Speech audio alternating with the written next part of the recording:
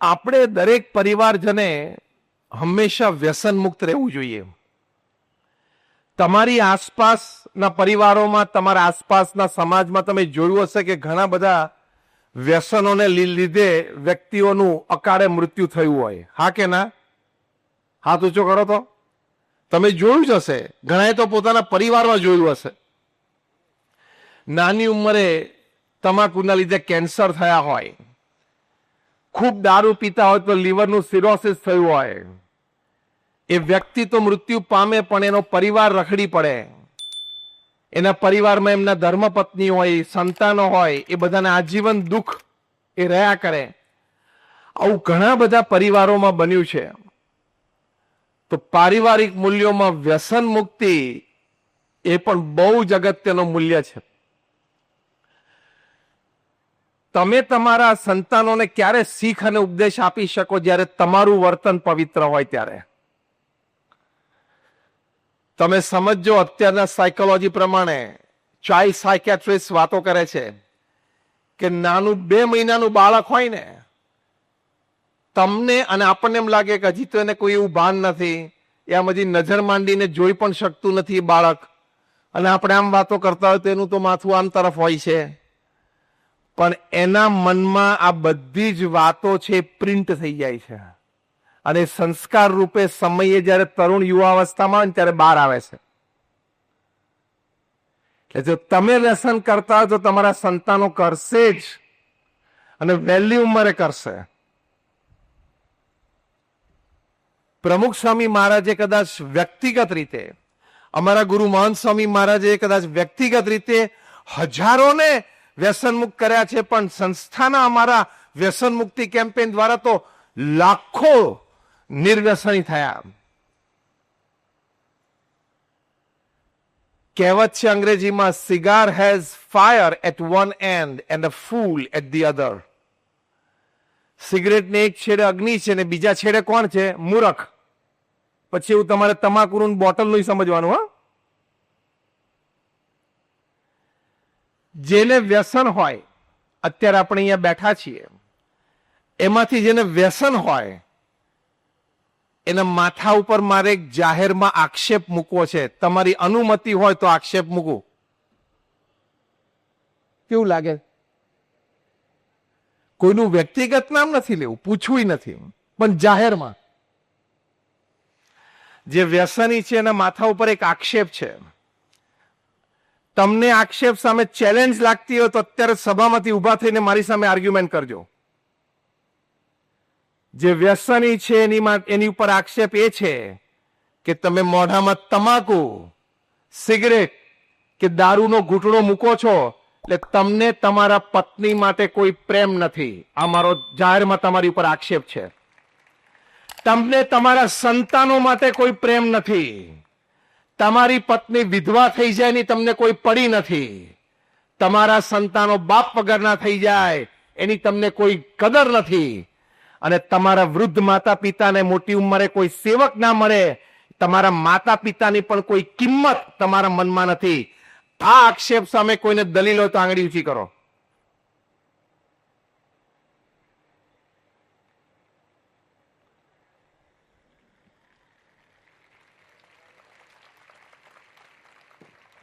એટલે ફરી વખત બોલું છું, જે મોઢામાં તમાકુ મૂકો છો, સિગરેટ મોઢામાં મૂકો છો, દારૂનો એક ઘૂંટ પણ પીવો છો, એ તમને તમારા ધર્મપત્ની માટે કોઈ પ્રેમ નથી.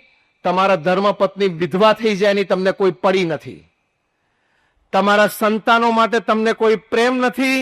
તમારા સંતાનો બાપ વગરના થઈ જાય એની માટે તમને કોઈ પડી નથી. અને તમારા વૃદ્ધ માતા પિતા એ મોટી ઉંમરે એના યુવાન દીકરો એની સેવામાં ન હોય અને રજડી જાય, દુખી થાય, એની પણ તમને કોઈ કિંમત નથી. એ તમે માણસમાં જ નથી. કારણ કે તમને તમારા પરિવારજનો માટે, એટલે કે માતા પિતા માટે, ધર્મપત્ની માટે, તમારા સંતાનો માટે કોઈ કદર જ ના હોય તો તમને માણસમાં કેવી રીતે ગણવા? કદર નથી એ કેમ હું કહું છું?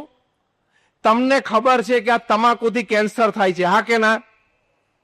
તમને ખબર છે કે આ દારૂથી લીવરનું સિરોસિસ થાય છે, હા કે ના? અકાળે યુવાન અવસ્થામાં મૃત્યુ થાય છે, હા કે ના? તમે જોયા પણ છે.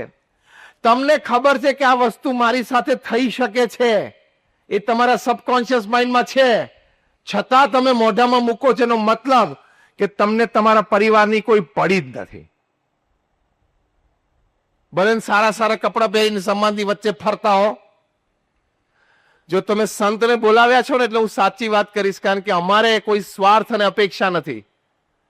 હું 25 વર્ષથી I mean talking in national international seminar since more than 25 years. હું 25 વર્ષથી દેશ દુનિયામાં બહુ મોટા મોટા સેમિનાર્સ અને કોન્ફરન્સમાં બોલું છું. એક પૈસો કોઈની પાસેથી ચાર્જ નથી કરતો. આજે અહીંયા આવવાનો પણ મેં ચાર્જ નથી કર્યો. મારી જ ગાડીમાં અમારું જ પેટ્રોલ ખર્ચીને અહીંયા આવ્યો છું. અને અપેક્ષા પણ નથી, સ્વાર્થ પણ નથી. અપેક્ષા નથી ને સ્વાર્થ નથી ને એટલે તમને સાચી વાત કહેવાની. કારણ કે સંત છે સમાજને સાચી વાત નહીં કરે તો કોણ કરશે? તમે તો અંદર અંદર ભેગા થાવ બે વ્યસની, એટલે કે આજ સાંજે આવજે.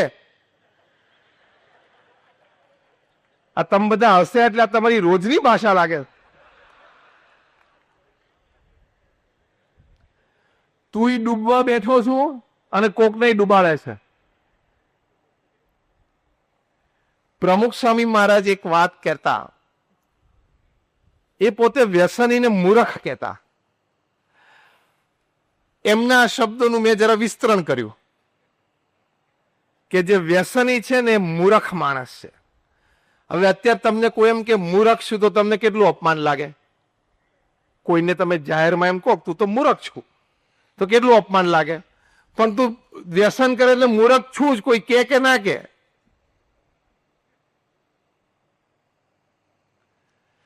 આ પારિવારિક મૂલ્યો છે, એનું જતન આપણે કરવું જોઈએ.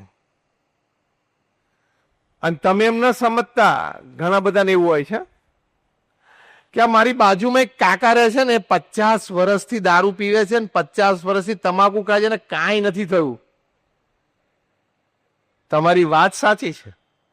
50 વર્ષથી દારૂ પીવે છે, અત્યારે એની ઉંમર 65, 70, 85 ની છે, અને 50 વર્ષથી સિગરેટ પીએ છે ને કાંઈ નથી થયું. સામે એવા પણ કિસ્સા છે કે 5 વર્ષ દારૂ પીધો હોય અને 5 વર્ષ તમાકુ લીધી હોય અને કેન્સર થઈ જાય છે. બે કિસ્સા છે ને. આમાંથી તું શું કામ નક્કી કરે કે આપણે 50 વર્ષ વાળા જેવું જ થશે? તું શેના આધારે નક્કી કરે છે? દરેકની બ્લડ રિએક્શન સિસ્ટમ જુદી હોય. તારે 2 વર્ષમાં લાગી જશે ને, દિવાલ જોડે માથા પછાડીશ.